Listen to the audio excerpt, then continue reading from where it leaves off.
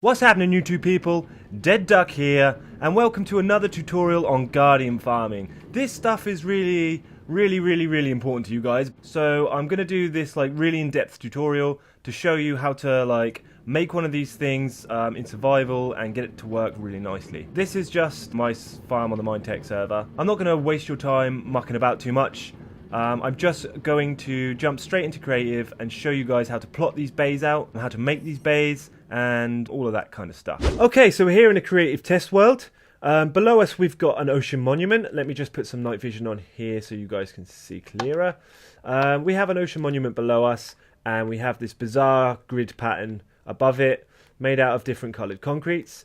We've also got the x-axis represented here and the z-axis represented here.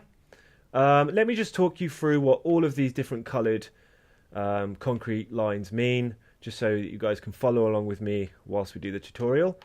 First up, we've got the sea lanterns, which represents all the possible places that guardians will spawn. Next, we've got the yellow concrete, which represents the outside walls.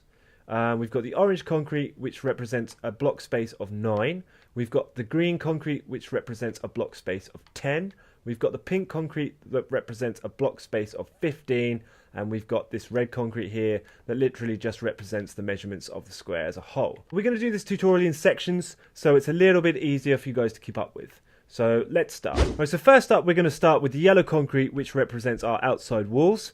So what you're going to want to do is plot out your walls with some kind of concrete. Let's use yellow, and literally just butt up the walls right next to the ocean monument, so you've got no spaces in between. You can drag these walls all the way up if you want, or you can just sort of outline them like I've done here.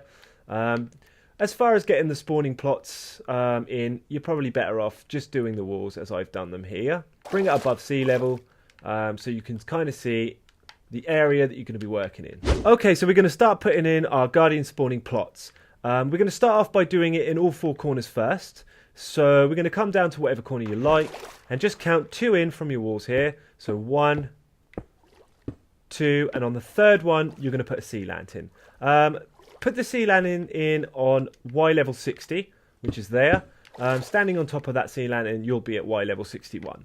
Do that on all 4 corners, so you have all 4 sea lanterns in on your corners. If you don't have sea lanterns, just use whatever you want to use, just so long as it's different from the rest of the stuff so that you can clearly see what's going on. Right, so the next thing you're going to want to do is come to your most negative coordinate. What I mean by that is, you can see here I've got my x-axis plotted out and my z-axis plotted out. So to find the most negative corner, we're just going to go this way and this way, which means that this is the most negative part of our farm here. So you can see that I'm at position 169 on X, Y is 63, but we don't worry about that, and Z is 169. So you want to come to your lowest number, which is going to be here for me. This is really important because, as you can see, these different coloured concretes here represent different spacing. So it doesn't actually follow a set pattern. It actually goes in a diagonal pattern. So you can see here, this green, which represents a block spacing of 10, there's the only green square is at this corner, and this orange concrete, which represents a spacing of 9, is at this corner. There are no other grids here that are a solid green or a solid orange. So this is very important that you start from this corner, which is your most negative corner. And what you want to do from this corner here is count 30 in. So 30 towards the middle of your farm, going in the positive direction. So you want to now increase your positive X and positive Y. So let's start counting. 1, 2, 3, 4, 5, 6, 7, 8, 9, 10, 11, 12, 13, 14, 15, 16, 17, 18, 19, 20, 21, 22, 23, 24, 25, 26, 27, 28, 29 and 30. And this is where you're going to put your primary spawning plot in. We'll call this center one the primary spot. So again, you want to just chuck that in at a Y level 60 so that when you're standing on top of it, you'll get Y level 61. And this is going to be the most important plot that you actually put down before we start counting any of this stuff out. So the way that you can check that you've got this little line in here right is by counting 29 from the positive. So if you come into the very most positive corner, what you want to do is be able to go 29 blocks, and on the 29th block should be this sea lantern that you've just placed. So you should have 30 blocks running diagonally in the negative, and you should have 29 blocks, including the center, running this way diagonally in the positive. Once you've got that mapped out, what you want to do is count 15 blocks from the center here. So this is your center spawning plot that you've just marked out here on Y level 60, and you want to count 15 out, so not including the spawn plot. So you want to go 1, 2, 3, 4, 5, 6, 7, 8, 9, 10, 11, 12, 13, 14, 15. On the 16th block, you want to put another spawning plot, and you want to do that in all 4 directions. Right, so once you finish doing that, you should have a little cross shape that looks something like that. I've taken all of the other concrete out here just so I can show you guys what you should have.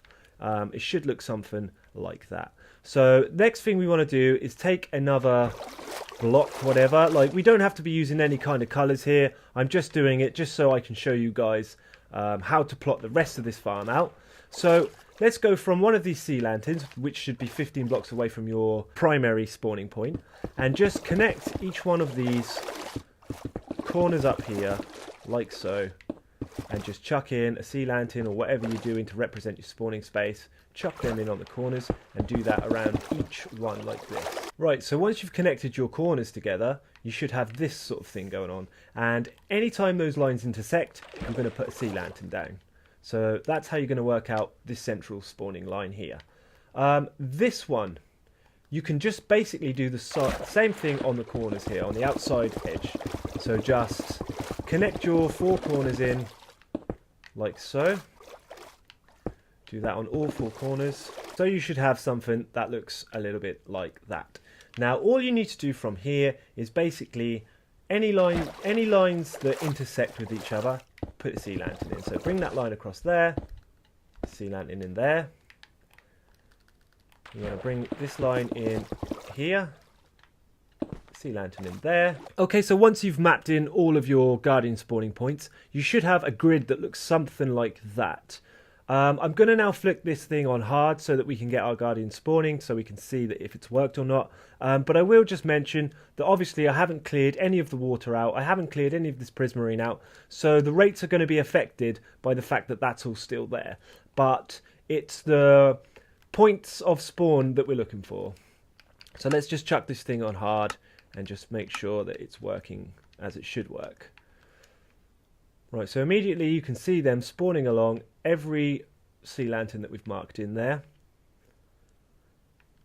It's looking pretty good to me. Like I said, the rates will be affected by the ones that are spawning underneath that temple, and the ones that are spawning even underneath this. But once you've got your spawning bays in, you'll only have 1 source block of water for them to spawn in, and they will only spawn along these coordinates here. Let's just move on now, and I'll show you guys how to make the spawning bays. So you can pretty much put all of this knowledge together and make your own guardian farms that are going to pump out as well as they can pump on Bedrock Edition. Right, so now we should be at the point where we can make our spawning bays. You should have by now drained all of this area out, gotten rid of the ocean monument, and have a clear space here to work with. Just do a bit of a test just to see how many blocks down you want to be going. By that point you're going to be fairly close to bedrock, so I would just make sure you're going to have enough room in order to get all of this stuff in if that's what you want to do.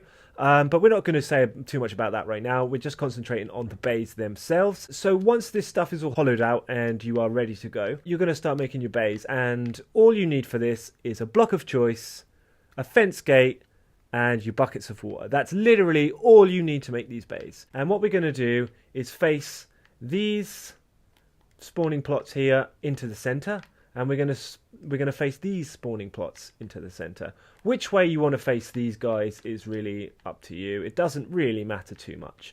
But let's crack on, and I'll show you how to get these spawning bays going. So basically you want to take your block of choice and you want to put a block in front and behind of your spawning bay, just like that. Obviously facing into the center now, we're going to do a block coming up like that. That is where your source block of water is going to be. So in order for that to not leak out everywhere, we want to put walls up along the side here like that. So you just need to put 2. That's all you need to do. Put 2 blocks on the side there, like so.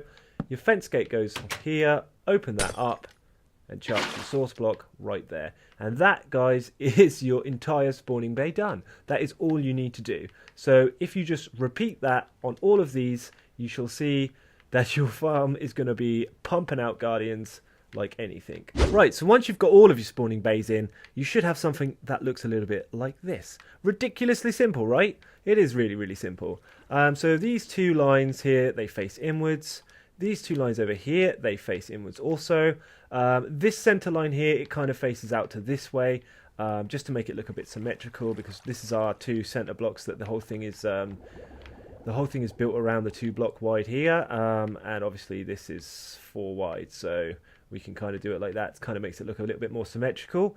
I have a little bit of a slide on these center blocks, and the reason for that is down here, the way my Guardian farm is designed, I have my XP mode like channel runs along here, and this is like an uncollectible place, so you can't collect any drops from here. So by having this little slide, it kind of promotes them to kind of just drop over a little bit further and, you know, land on one side.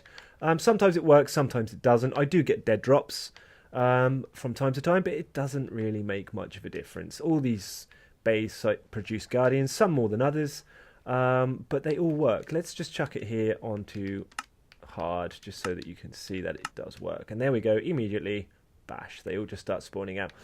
They do favour, like I just mentioned, they do favour certain bays over others. I'm not really sure the reason for this, but they do spawn out of all bays. They will spawn out of all bays. So yeah, that is it. And obviously, if you've watched my last video on this Guardian farm, you'll see that it's kind of necessary to have an AFK platform that runs underneath, so these guys can look at you and fall. I've mentioned that a bunch of times. I will link up all of my other videos in the description of this one, so that you guys can sort of get a better idea of the farm as a whole.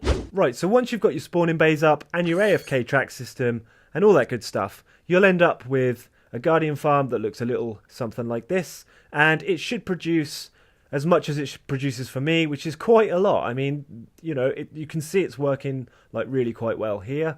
I will be leaving that picture up at the end of the video that I mentioned earlier that just shows you all of the plots, all of the grids, and all of that stuff, just so that you can sort of pause on that or take a screen print or whatever you need to do just to work that stuff out. And something else I'll just mention, I have tested this on loads of different ocean monuments. We've been testing like most of today actually, and it seems to be working the same on every single ocean monument. So long as you follow this method, you should end up with spawning rates like this, and hopefully you guys can be producing this kind of a farm on Bedrock Edition the way that I've produced it, and everybody should be happy. That's all I got to say on this, and that's all I got time for in this video. So if you liked it, please consider subscribing, because it really helps out the channel, and we are trying to build this channel up right now. But that's pretty much it. DeadDuck out. Cheers.